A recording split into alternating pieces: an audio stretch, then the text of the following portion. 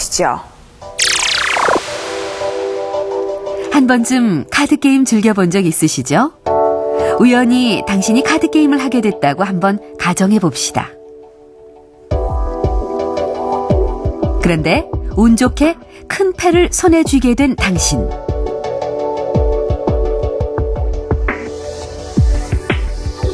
예상치 못한 상황에 한껏 흥분합니다.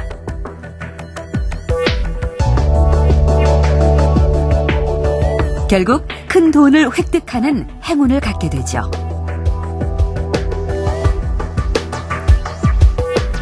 그렇게 한 게임, 두 게임, 시간은 점점 흘러가고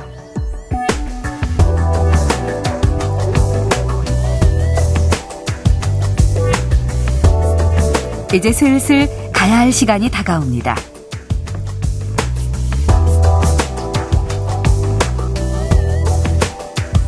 하지만 머릿속에선 방금 딴 돈이 계속해서 떠오르고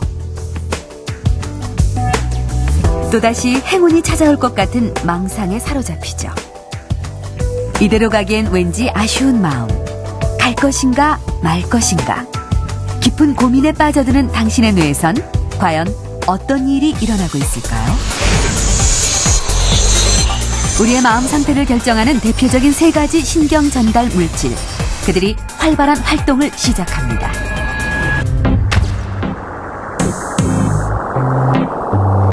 카드게임의 유혹에 맞서 먼저 세로토닌이 움직입니다. 카드게임은 이제 그만하고 가도록 하자.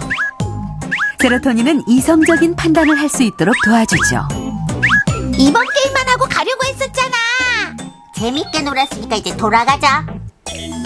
당신에게 세로토닌이 부족하다면 유혹을 이겨내기 힘들겠죠? 카드게임을 뿌리쳐야 한다는 생각은 곧 스트레스로 이어집니다. 하고 싶은 걸 참는 것은 정말 화가 나는 일이라고. 우리가 왜 참아야 하는 거지? 정말 화가 난다고. 노르아드레날린 군단이 활기를 치면서 스트레스는 점점 증가하고 당신은 예민해지고 공격적으로 변합니다. 이때 누구보다 가장 흥분하는 것은 바로 도파민 군단. 이렇게 큰 돈이 나에게 오다니 정말 행복해. 큰 돈을 거머쥘 때 도파민이 분비되며 당신은 쾌감을 느낍니다. 또 한 번 돈을 따보자고. 돈을 따니까 좋았잖아. 도파민이 세력을 확장해 나갈수록 카드게임에 대한 충동은 점점 강해집니다.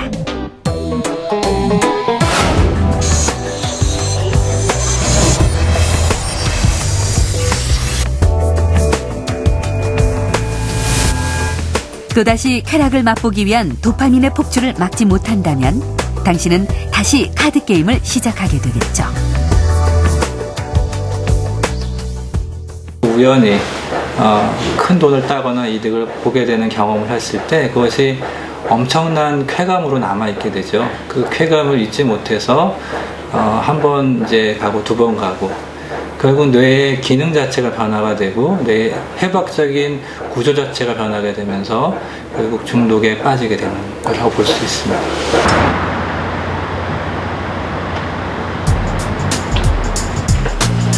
실제로 쾌감을 느낄 때 도파민의 분비에는 어떤 변화가 있을까? 인공뇌 척수액을 흘려서 쥐에게 뇌 척수액을 추출할 수 있는 장치를 장착한 후 약물 실험을 진행해 보기로 했다. 여기 사진을 찍으세요. 예. 마약의 일종인 코카인을 투여하고 20분 후에 변화를 살펴보기로 했다.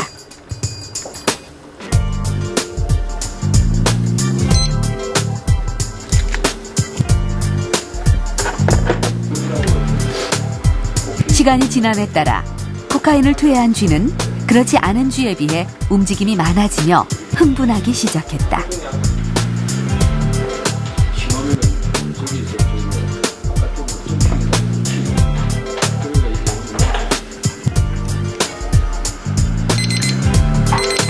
(20분) 후 쥐에게서 추출한 뇌 척수액에서 도파민 분비량은 어떻게 나타났을까?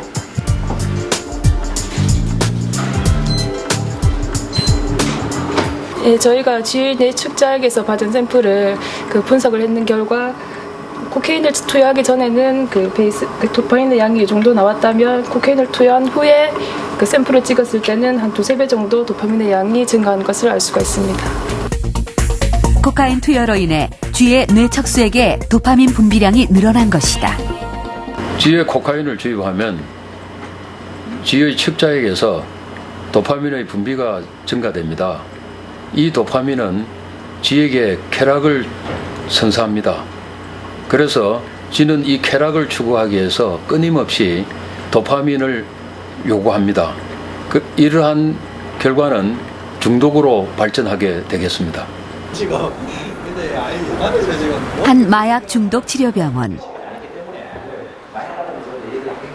이것은 다양한 약물로 중독된 사람들이 입원 치료를 받는 곳이다.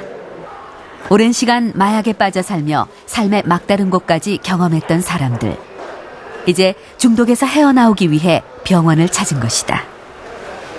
알코올 술 드시는 분들 보면 여기서 부모님은 좀 쪽팔리니까 저쪽이 욕하리라 이런데 근데 나쁜 습관이지 어떻게 보면. 환자들은 이곳의 다양한 교육 프로그램을 통해 마약 중독의 고리를 끊고 있다.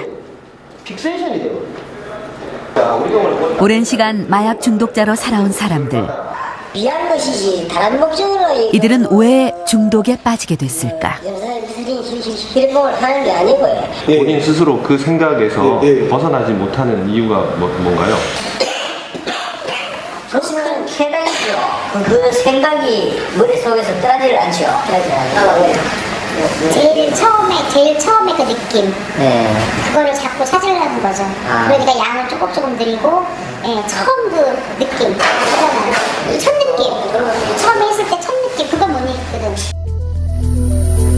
이들을 계속해서 괴롭히는 것은 바로 마약이 가져다준 쾌락의 기억.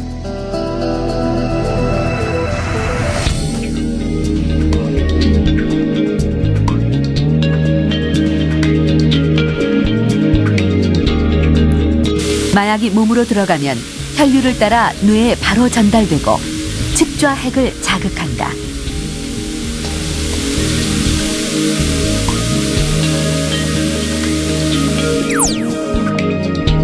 측좌핵에서는 엄청난 양의 도파민이 분비되며 뇌 전체에 영향을 미친다.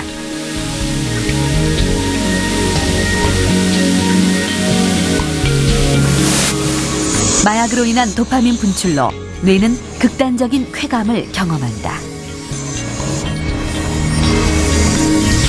이런 강렬한 쾌감이 반복될수록 도파민 수용체의 기능은 떨어진다.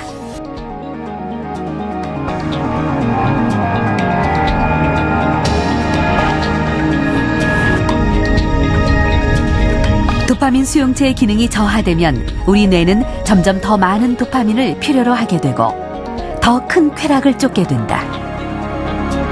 결국 중독에 빠지는 것이다. 마약은 직접적으로 머리에 도파민에 영향을 주기 때문에 이 마약을 하다 보면 직접적으로 이제 도파민이 머리에 가다 분비하게 되고 그 결과적으로 굉장히 쾌락을 느끼게 됩니다. 이 쾌락을 느끼는 가운데 도파민 수용체는 점점 더 그 기능이 떨어지게 됩니다. 실제로 마약이나 알코올 중독자들의 뇌 사진을 살펴보면 정상인에 비해 도파민 수용체의 기능이 떨어진 것을 알 수 있다. 마약이 실제로 도파민 D2 수용체들을 감소시키는 식으로 뇌를 변화시켰어요. 다시 말해 도파민 회로가 비정상적인 상태라는 겁니다. 7시부터 한 11시까지 있었던 한 3시간. 극단적인 쾌락의 경험이 가져오는 심각한 부작용은 더 이상 일상에서는 즐거움을 느끼기 힘들어진다는 것이다. 자기 여자친구를 만나고 그러면 기쁨이 느껴지고 그런 게 있어야 되는데 그런 게 전혀 없고 그냥 무감동해지고 일을 해도 무슨 보람을 못 찾고 그러니까 자꾸 우울증에 빠지고 지금도 사실 아까 말씀드렸던 약 안 먹으면 못 자요. 우울증 저게 기분 조절이 잘 안 되고 그래서 이제 그런 게 조금 참 힘들죠. 오랜 시간 중독의 고리를 끊고 사는 사람들이지만 마약의 유혹은 여전히 강하다. 이들에게 마약을 하는 상황을 연출한 후 이겨내는 훈련이 진행됐다. 조금 써졌습니다. 진짜인가 본데?